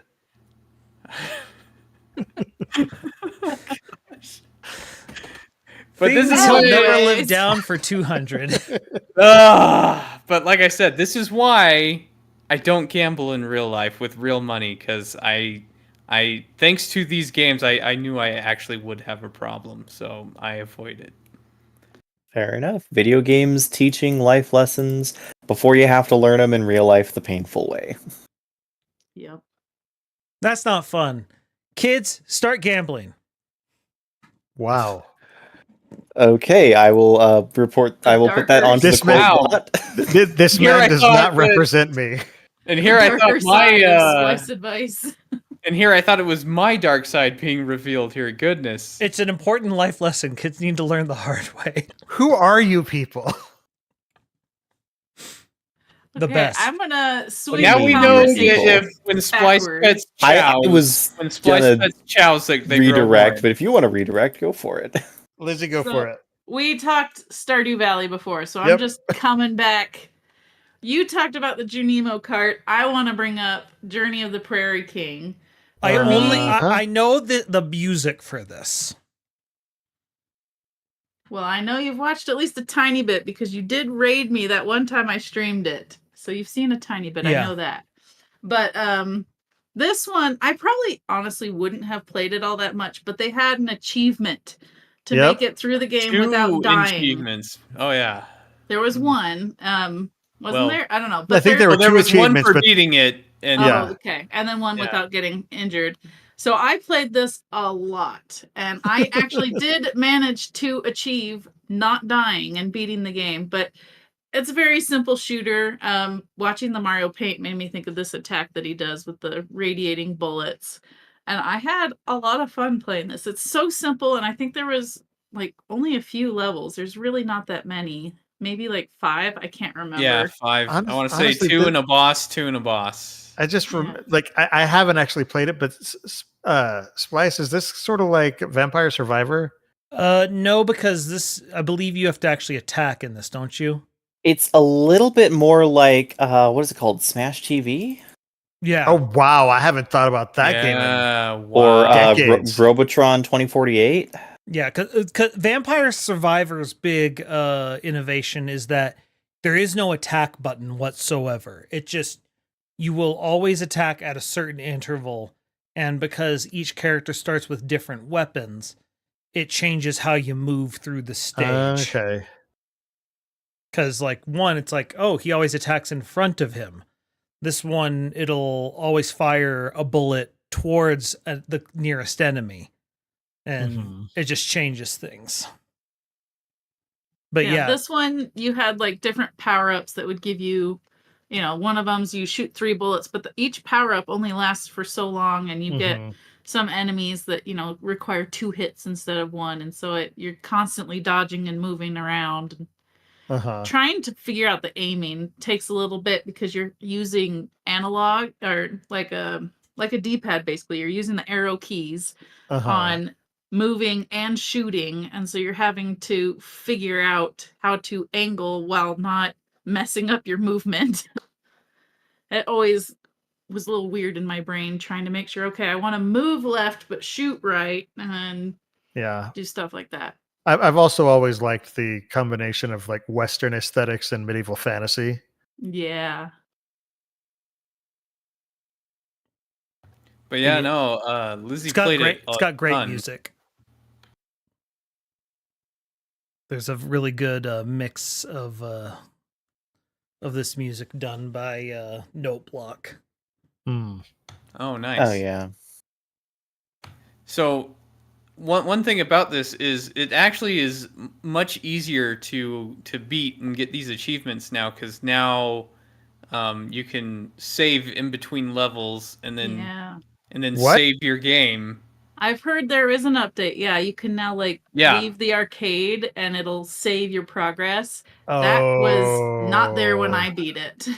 Yeah, she got the achievement of not getting damage back before you could save scum it, because now like you could defeat one level and then finish off your Stardew Valley day, go to sleep, save your game, and then come back and you start at level 2. Oh, And I'm so not a fan of that. Yeah. yeah, It's so one of that those. It's like the Meat Circus and Psychonauts. I can say I did it before they made it easier. Darn straight. because now you can actually just have a save file right at the final boss, and Yeah. Yeah, I'm not a fan of that. That's annoying. What are you gonna But do? yeah, no, this game really is just like you play it for a while and then you stop and you look up and you're like, what year is it? Yeah, I've definitely lost a lot of time and And not realizing. and the character looks at you and says, "You're 3." though I wish you could play the 2-player mode of it more often, because there's only one time you can play Oh it. yeah, The one it's part special of scene. it's part of like Abigail's a dating. Yeah, Abigail's one of Event. her events. Fun fact, if you're ever playing Stardew Valley multiplayer and try to do this, time does not stop while you're playing Journey of the Prairie Yeah. King. Yep, Mhm. I already that brought was- that up. That was mentioned earlier. Oh, so it does. During the Junimo cart. Yeah, again, all the stuff that you talked about in the half hour before I got here. We Oh, he covered just a went lot. Super Saiyan. hmm But no, because real life is multiplayer. Okay, okay? I don't know what Record of Lodoss War actually is. I just know the name. The world? So, Record of Lodos War is. Oh, I'm surprised you picked the gambling one again. But No, it's Back just to the casino. yeah, you were talking about the casino, but I just realized I still don't know what Record of Lodoss War is. okay, well let's pull up the other video. Oh, there's a different one. Yeah, I have it with arrow target practice. Okay. But Record of Lodos War is like an old school anime from what was it, from the 80s or the 90s? But it is essentially an anime based off of this one Japanese manga artist. He There had it is. he decided to make a manga or an anime out of his D&D campaign. Okay. Well, I think I heard about this. Yeah, and it's like an old school anime, but this is a game that came out not too long ago. But it's actually just a really fun Metroidvania. And you play as the elf character who's in this labyrinth. I guess I won't spoil the story, but it's a fun Metroidvania, and it has a couple of these different mini games, and this one's pretty fun in trying to get perfect scores on the different difficulties, where you it's kind of target practice for the arrow mechanics in this game, which is a mechanic that is very different than your average Metroidvania, being able to aim your bow and arrow with this level of precision. And so you want to ricochet your arrows to hit like multiple targets after ricocheting to get as many points as you can in this target practice minigame. But Okay. it's really fun. So this is just a Metroidvania that was based off of an old school anime. That's Well, and isn't the based off of story- a D&D campaign. Isn't the story a little similar to Freerun in that it's like the elf that is Yes, still around after her party isn't? I was trying not to spoil that, but yes, it Sorry. is. The story very much is similar to Freerun's story. But yeah, the spoiler is the spoiler of this game is the fact that she has a much longer lifespan as an elf than all of her companions. I don't think that's much of a spoiler. That's usually assumed. Yeah, but you don't. But it's not usually explored. Well, in the game, you don't realize that until near the end. So that's what I was trying not to say. But yes, this is My bad. the game takes place technically in her own mind, and this is her going through her grief of the fact that everyone in her party's already dead. But you don't know that as you're playing through the game, unless you now know because of spoilers. But I like how you avoided spoiling and then went a little bit of a spoiler. Like, okay, here's everything. well, she he's kind of friend- gave away everything. He's friends with breakfast. What do you expect? Well, she was the one who spoiled it, not whatever. Didn't realize it was a spoiler. That's my fault. It's fine. I wasn't going to play it. I was considering. But now it's And ruined now- forever. Now it's ruined forever. It's really not. Don't worry about it. Anyway, okay. Now, I'm just going to put this on because we're already over an hour and we have to talk about it. We need to talk about why are there so many fishing mini... Okay, suddenly I can't play that. All right, we will instead go to this... Nope, not that one. Here we go. A good one though. Look, I don't make the rules. I just know that it is a rule that you can't be an RPG without a fishing minigame. But But- Zelda's not an RPG. That's what I was gonna say. Everything's an RPG. You're an RPG. Yeah. Everything Technically. is a rocket-propelled grenade. I was gonna say, I'm pretty sure Kami's working on that. That's true. Yeah. Look. We just accept certain things at this point. Anyway, why are there so many fishing mini games? Well, I think it's because fishing's pretty prevalent in Japan, being an island. Just throwing that out there. Using Well- logic. Well, There's also- definitely that. It's just the ultimate, like, it's seen as like the ultimate casual activity. Uh-huh. Fun fact: Scarlet and Violet was the first Pokemon without fishing. It didn't have fishing. Wow. Nope, you just kind That feels wrong to me, right? you know? It's so weird. It's one of the things, like, I didn't care for fishing in particular, but now that it's gone, I miss it. Right? You don't realize what you have until it's gone. So I here's a say, question. assuming I will ever play Scarlet and Violet. Here's a question. Do any of y'all actually have a favorite fishing mini game? Because they all explored Yes. little different ways of doing it. Yes, I- absolutely. I definitely do, and I have it queued up. I vaguely remember enjoying the Twilight Princess fishing, That one was pretty good. but it's Okay. been a long time since I've played that game. In the Zelda games, mine's probably Link's Awakening. I really enjoyed it in that one. But overall, I think my favorite is Stardew Valley. That's what I was gonna say, Stardew Valley, because usually you're just like you cast and then you wait for the thing and you click the button and that's all Uh-huh. there is. So I loved the minigame for Stardew Valley. I I appreciate that there is I- a minigame. I despise the start of Stardew Valley fishing because when you're level Right. 1, everything gets away from you and you Right. don't know what you're doing. And so Oh, it just I- feels really bad.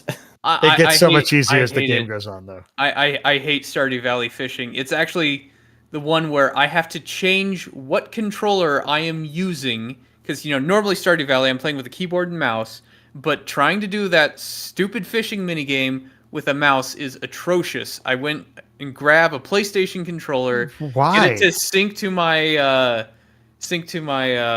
Bluetooth. Mouse so I is can use the easy. controller. No, Right? man. Apparently, there's no. two type of Clicking. people. Thumb is much better. Thumb Okay, and button is much better you- than you re- index realize- finger and clicking. You realize you can just hold the button down. It Like you don't have to No. click rapidly. You just hold the button down.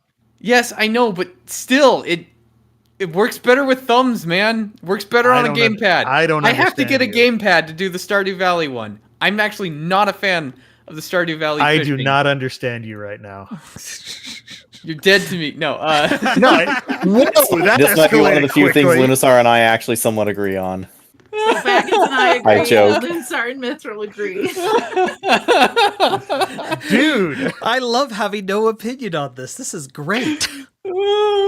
Nah. After Like- having played Stardew Valley for a long amount of time, after you've leveled up a bit and have better fishing rods and whatnot, it is significantly easier, which does make it feel a lot better. But the Yeah. initial way that fishing minigame comes off feels so bad and so painful that it made me not want to fish actively for the first, like...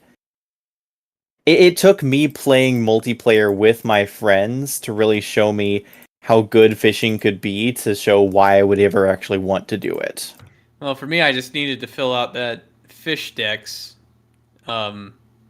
But Yeah, I liked it from the start, even though it was a little hard my first Yeah. time. Then I got it, and I was like, "Oh, this is fun! I love this."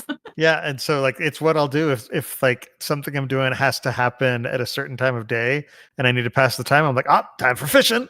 Right? Fish Nope. to fill the time and make a little money. Exactly. Fight! Nope.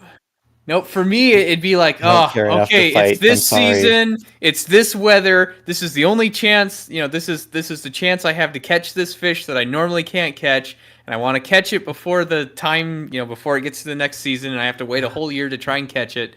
All right, I'm going to pause the game. I'm going to go walk across my house to grab a PlayStation controller, bring it over here, get it connected via Bluetooth over on the computer, which is a pain in the butt to sync it to the computer. Then I can finally do the stupid fishing mini game so I could catch the dang fish, so I could say that I finally caught that one to get the completion in the game. Gosh dang it, Stardew Valley. I love that this is what causes it to break.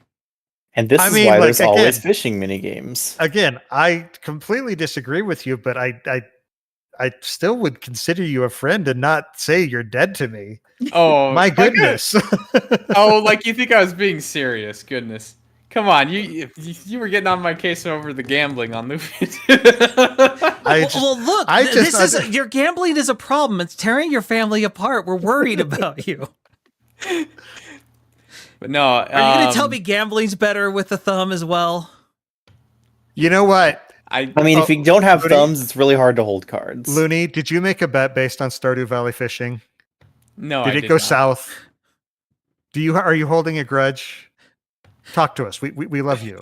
He owes some money to some very dangerous pixelated people. Well, in the first time I was getting the caught all the fish achievement, I had to rely on Lizzie. So I had to pay her off to get all the fish in Stardew Valley. You brought in a ringer. I'm an expert. No, actually, yeah, I was the one earning all the money in the farm while she went and fished and Yeah, he delved did in the farm dungeon. work. I did the animals, the fishing, and the mining. To be fair, that's kind of what the game is about. Is you're successful enough that you no longer have to do it yourself. So I feel like it's in the spirit of the game. Yeah. All I know is I wouldn't get to leave the farm at all, and she's exploring everywhere in the game. I'm like, oh, well, the farm still looks good, I guess. Why is it also one of those things where it's like every cozy game eventually turns into industrial hellscape brought to you by the player? Absolutely, because as we said earlier, gamers will optimize the fun out of a game. Well, Well, but, I mean, True. but in that case, the optimization for many people is the fun. Oh yes, I know. well, I mean, But that's why gamers optimize the fun out of a game, because the optimization for them is the fun, and everyone else is just like, well, this isn't fun anymore. well, I mean, what are two of my favorite games? Satisfactory and Factorio. I mean, yeah, that's 2D definitely, Factory and 3D Factory. yeah. But my favorite fishing, Sorry, I just had this image of if any of y'all have seen Community, there's a video game based episode where one of the characters kind of not hacks the game, but sees the code and creates this factory that will create anything. It's kind of like our friend Fredward when he made his horrifying factory in Minecraft. Oh, yeah. Though, when it comes to fishing, it's funny you mentioned Link's Awakening, which Link's Awakening. I'm trying to think what was first because I want to say the first Breath of Fire, like Breath of Fire 1 and 2, had that same fishing mechanics. Oh, did it? Yeah, maybe not 1. Okay, Let me Link's pull up. Awakening was released. Wait, it's not Google. You're failing me. How dare you? It came out in June of '93.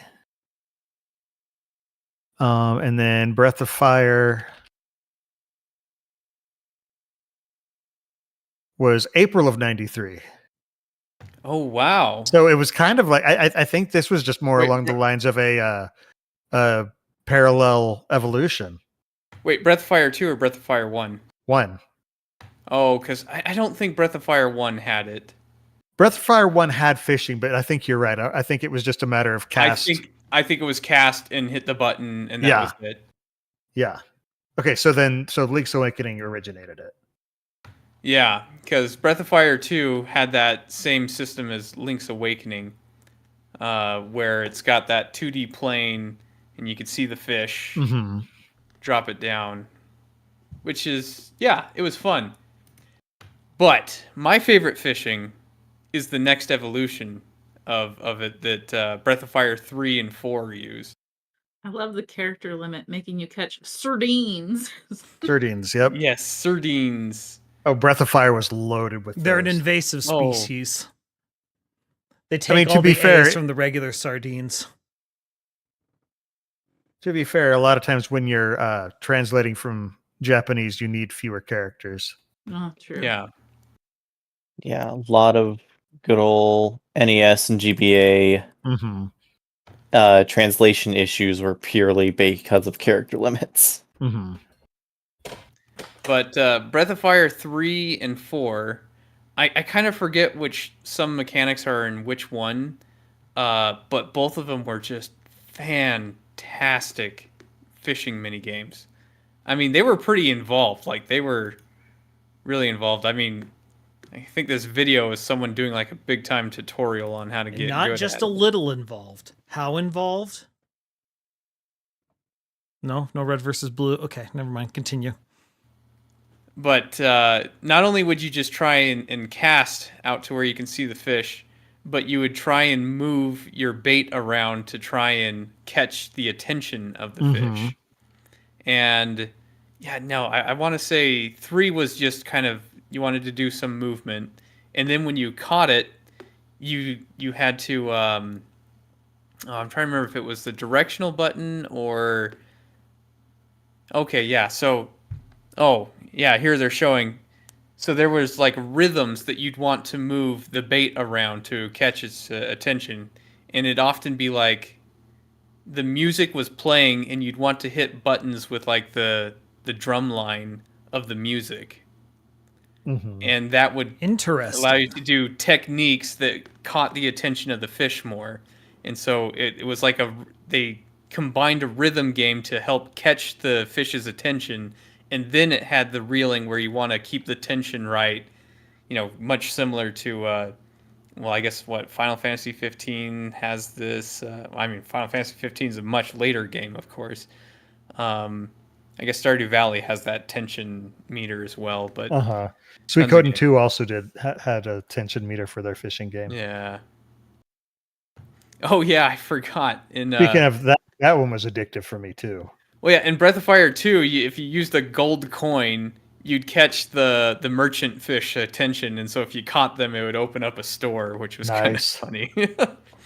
But also in Breath of Fire 3 and 4, catching the fish actually got you some of the best like healing items in the game.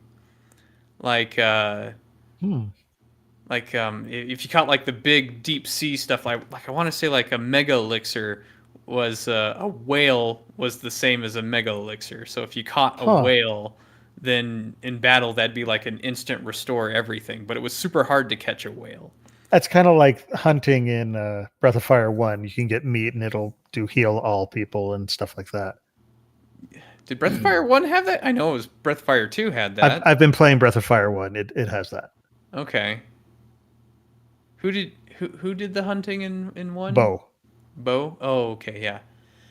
Wow, I forgot that was in Breath of Fire 1 as well. Like Mm-hmm. it did a lot of cool mechanics that just got better with each game. Mm-hmm. But yeah, But what if Breath you of ain't got Fire rhythm? 4 I ain't got rhythm. But yeah, That Breath I of ain't Fire got 4. rhythm. I think Breath of Fire.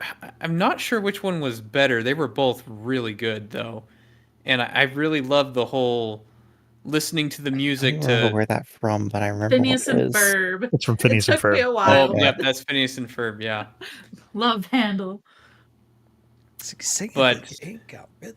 but yeah, it was a combination of you want to keep the tension right as you're reeling them in and wear down their stamina, and I don't know, it was just really good. I think as far as like fishing mini games go, I think it's hard to beat Breath of Fire, and especially 3 and 4, which combine rhythm and everything else to for attracting the and fish, blues. reeling them in, Mhm. and just how big of a arena you had to catch with.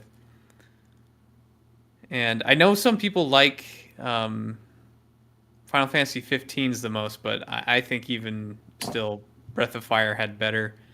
And Persona 5 actually had an interesting one as well, but it still couldn't hold a candle to Breath of Fire. Oh, I forgot there was fishing in Persona 5 because I never did it except like the one time they introduced you to it. Yeah. I was always playing darts. Yeah, I didn't have darts in the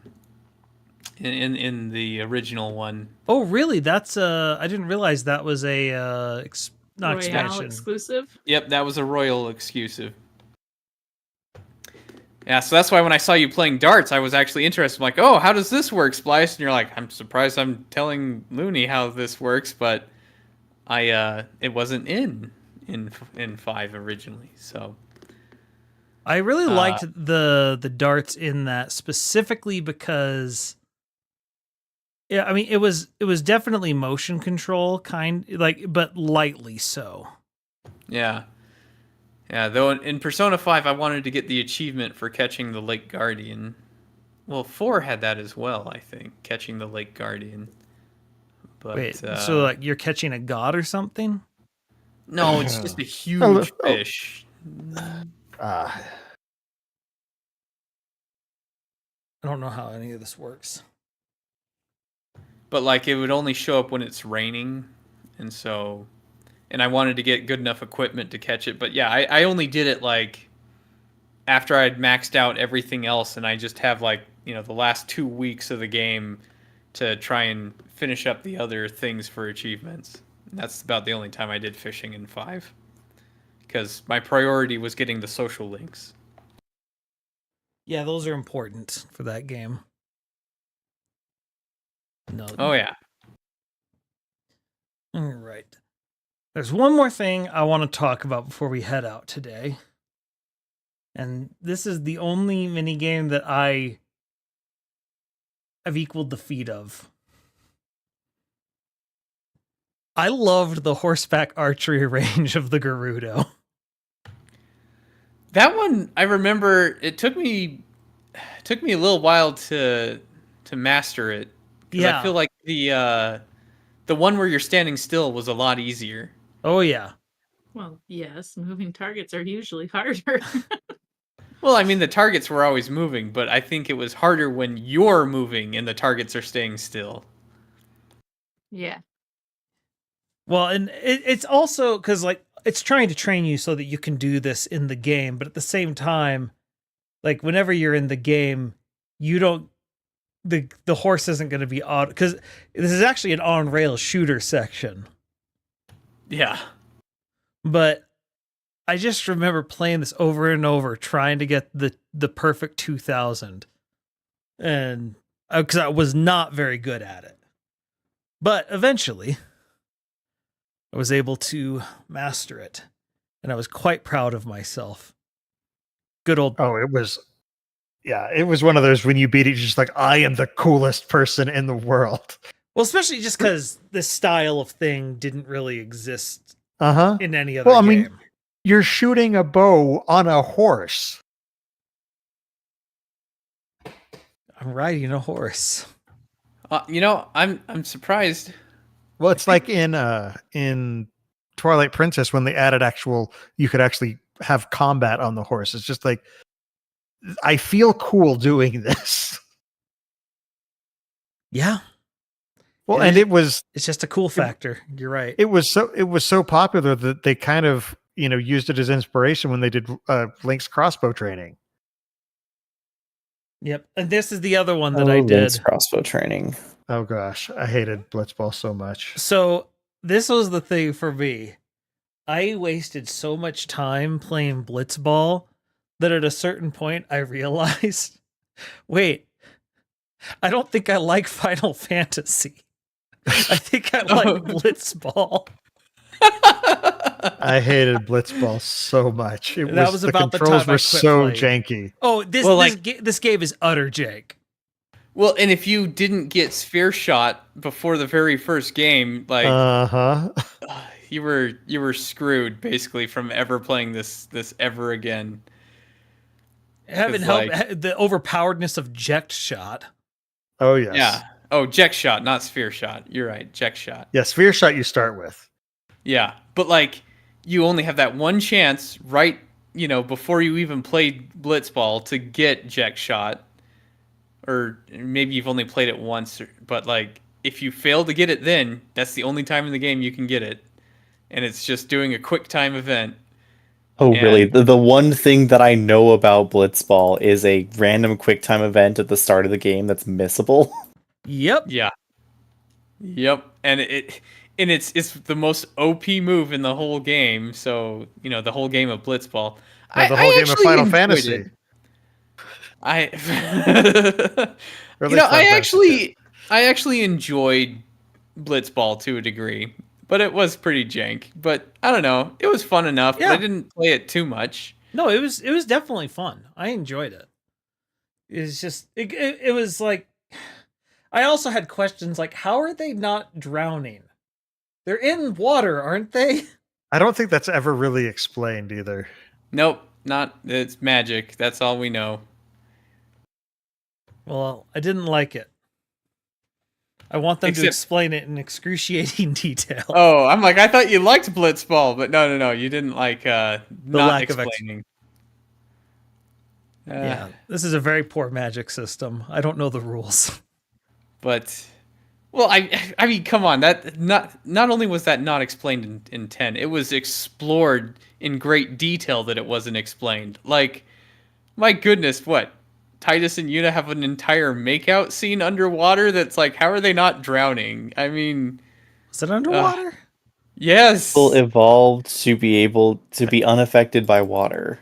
Yes, they have gills, I guess. I don't know. I just got frustrated that I played this game so much and the golden snitch never arrived once. I was like, how are we supposed to win? Does this And game then predate Harry Potter? No, Harry Potter came out a few years before 10. Oh, I was unaware of Harry Potter before playing this, but Harry Potter was already a thing. I was unaware of it. No, I wasn't unaware of it actually. I didn't read Harry Potter until it was already like 5 books. So yeah. Yeah, I didn't know Harry Potter until I babysat some kids who were like, "Hey, can you read Harry Potter for us?" And I'm like, "What's a Harry Potter?" And Though- there's, like, it's a big book series. There's like 3 of them, and I'm just like, "This sounds dumb. I doubt it'll take off." It's But you know what? Hagrid. It's Hagrid with a clay and a wheel. Now we still haven't talked about the Final Fantasy game that has the best mini games, and of course those mini games are found in the Gold Saucer. Final FF7. Fantasy 14. Oh. Oh, sorry. I knew Yeah. that was coming. Yep. Oh my gosh. Man, the snowboarding is amazing I This- played this snowboarding minigame to death. I wanted to get perfect scores, and I loved how in the Gold Saucer, when you could go back and play it after you've done the one required in-game run, you could go back, you could change what character, you could put a different character in front, and they'd be the one snowboarding, which was really funny when you had Red 13 being the one snowboarding. Nice. How does he do it? It just looks awkward, Poorly. but Excellent poorly. question. He's up on hind legs, like a dog standing on its hind legs. It's you can tell he's not comfortable doing sounds it. shaky. Just at best. full on Scooby doing it. Yeah, he's just full on Scooby doing it, but it's so much fun.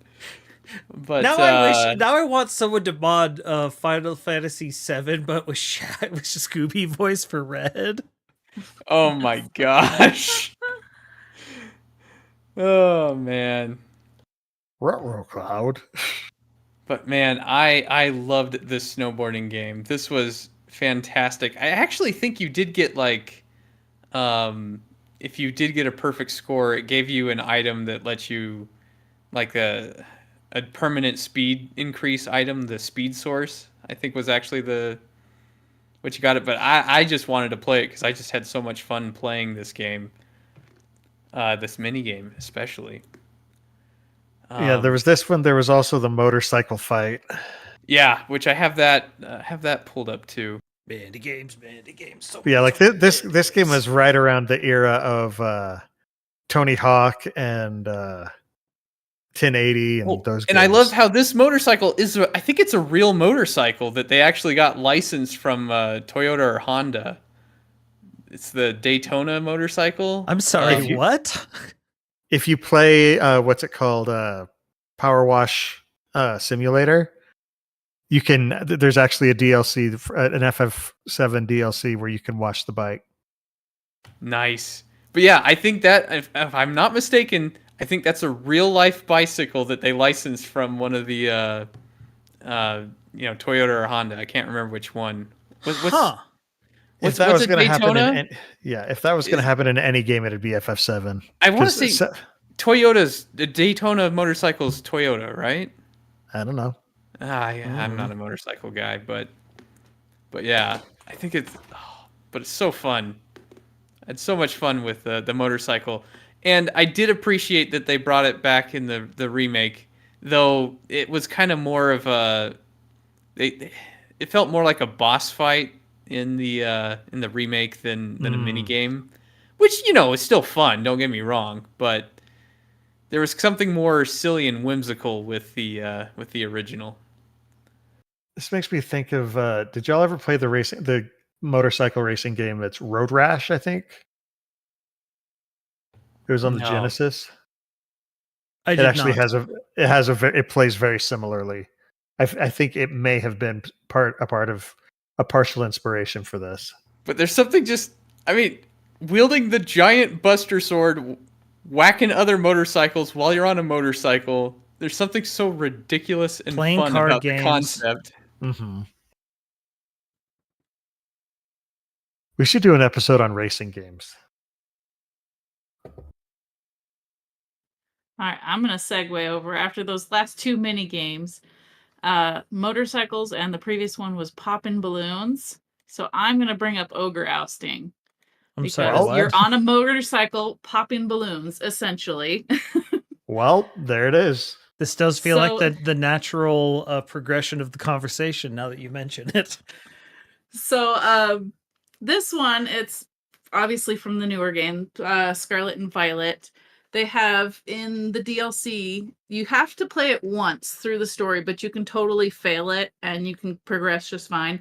But I found it so fun. And what you're doing, you have 4 different kiosks with different colors, and you have to go pop balloons and collect berries to put on those little like kiosks, and it'll tell you like how many of each you need. And so you're trying to run around and hit the balloons to collect the berries, and then you have to come back and put them down. Meanwhile, once you put berries there, Pokemon will start coming to try and eat them. And so it's this whole like festival mini game that you're doing. And it is a lot of fun. It's got 3 different levels, the easy, normal, and then hard mode. If you beat hard mode, your reward is a shiny Munchlax. And so I worked really hard, and I found hard mode is pretty much unbeatable unless you're like in voice chat with the other players to coordinate what colors you still need and who's going for what. But I found it so much fun. I did not know about this at all. I'm learning so much. Okay, so that's how Oustin is spelled, like ousting. Okay, I've heard you say the phrase Ogre Oustin before, but I had like no idea. If you asked me how to spell it, I would have never have known what Yeah. words it was. So there's That's a how I'm whole gonna- like lore behind it of this ogre that attacked the town, and so they play this game to try and scare away the ogre. Oh, and there's the shiny Munchlax reward. That's how I'm going to pronounce the capital of Texas from now on. Austin. Austin. Oustin. Then I'm gonna keep saying diabetes. You're going to do that anyway. I'm just saying we could all put down our guns right now if we want to. You Now- will do that anyway, no matter what I say. So now, what I find interesting is sometimes these mini games are like they're so large in scope that they could be their own video game. You know, Uh-huh. like the one that comes to mind for me is Xenogears. Xenogears, it had a fighting mini game. It was a full-fledged one-on-one fighting mini game, which is really insane because it was actually 2-player. Now, Xenogears is like the most single-player RPG one-player game out there, right? But for whatever reason, hey, let's throw in a one-on-one versus fighting minigame that we will incorporate 2-player capabilities for. So I would actually have friends over, and I'd be like, hey, what do you want to play? Like, oh, let's play that multiplayer minigame in Xenogears. And we'd both get in there. We'd go to the battle arena. Well, I mean, I would because it's my game. And then, you know, he'd pick up his controller, and then we'd select our robots and just fight. Like, especially considering Xenogears didn't even get, you know, enough time to fully be developed and finished. Like, they had to rush the ending part of the game. Maybe this is why.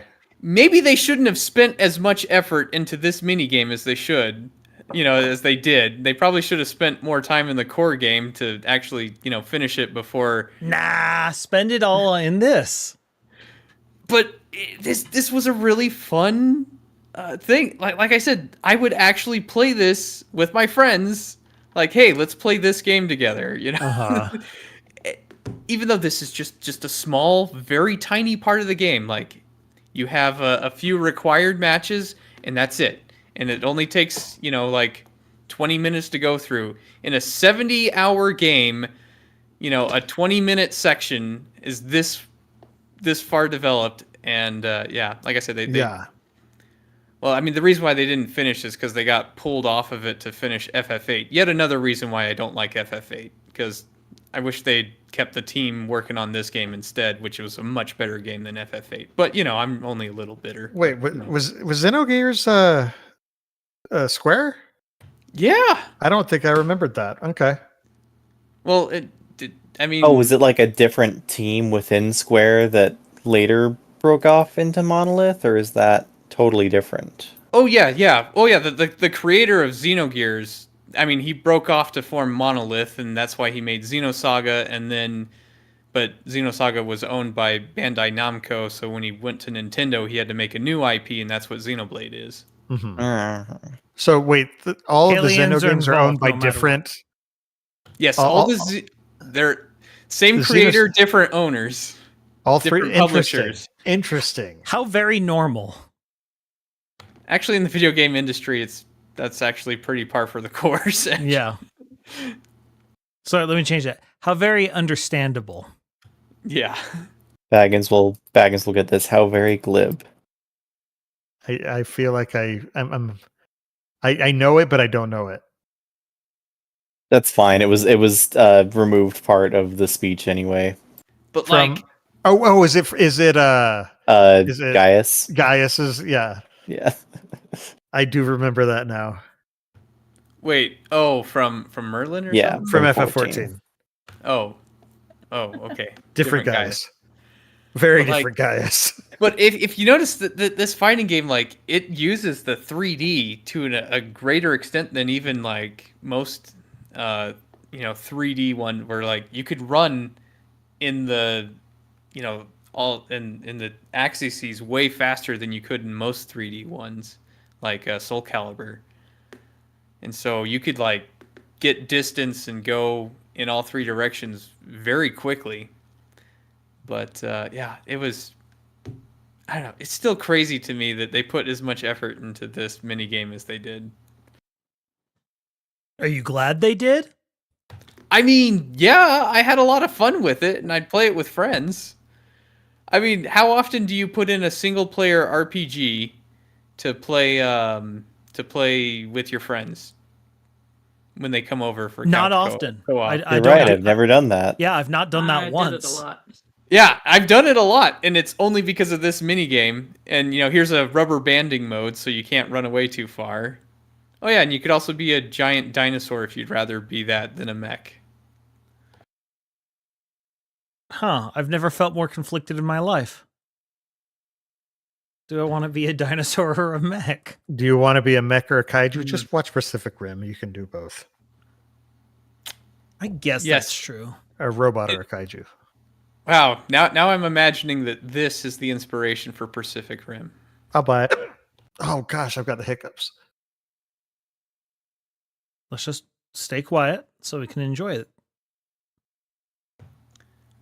But yeah, Xenogears.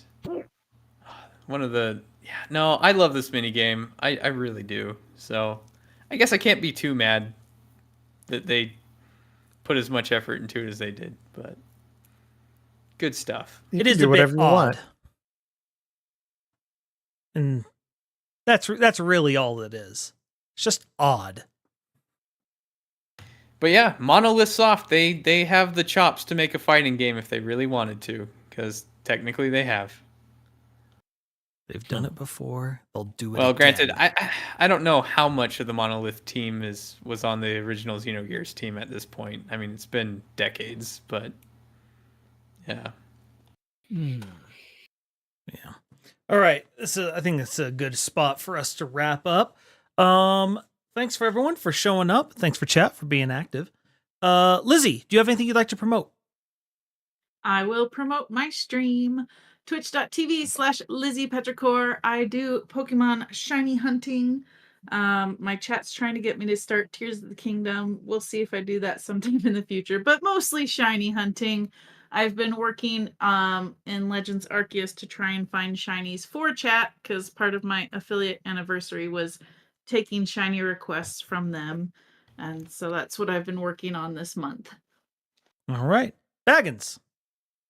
I'll promote the Sandstonian Institute of Cosmere Studies. That's a podcast about Brandon Sanderson's Cosmere books that Splice and I do with our friend Amy. And yeah, we should check it out. We're still doing preview chapters from Wind and Truth, which is the fifth book in the Stormlight Archive series that's coming out in December. So it's loaded with spoilers, but our earlier stuff is less so. So if you've only read a few, then you might want to start early. Just don't judge us for our inexperience in the podcasting world at the time. Or do. We're not the boss of you. Anyway. Mithril. There it is. YouTube.com/MithralZenith. I do mostly Fire Emblem type content, design based discussion and whatnot.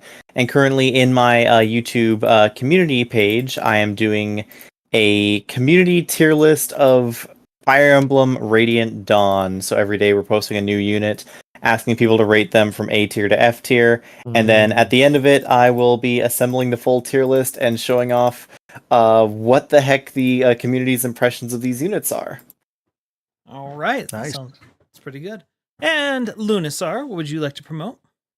Well, before we were talking about optimizing the fun out of game, so I will promote the game that just recently got a full 1.0 release and is no longer in early access, Satisfactory, that is a game that's all about trying to optimize your production of a planet. You're not optimizing the fun out. It is the fun. It is Optimize the the fun in. It's not a bug, it's a feature. It's not a bug. It is a feature. That is your goal, to build and build and build. The factory must grow. So I will promote that. Also, I think there's a new Zelda game coming out tomorrow. Is that tomorrow? Yes, I believe Yeah, so. the Oh, kids keep dear. reminding us. Do you have that pre-ordered? Do you have that Oh pre-ordered? dear. It's only If the it's not second tomorrow, then it's literal Friday. Zelda game ever. Yes, it's the second literal Zelda. It's And you know it's what? It's the only Nintendo literal Zelda game. You know ever. what? I'm gonna go out on a limb and say I think it's probably gonna be the best one. Dude. It has such a high bar to cover to. Do clear. you really think it can be better than Wanda Gamelon? Are you serious? That's You know what I think about that claim, Splice? I think we overleveled. I haven't done my thing yet. Oh. Well, never mind. No, it's too late. The episode's over.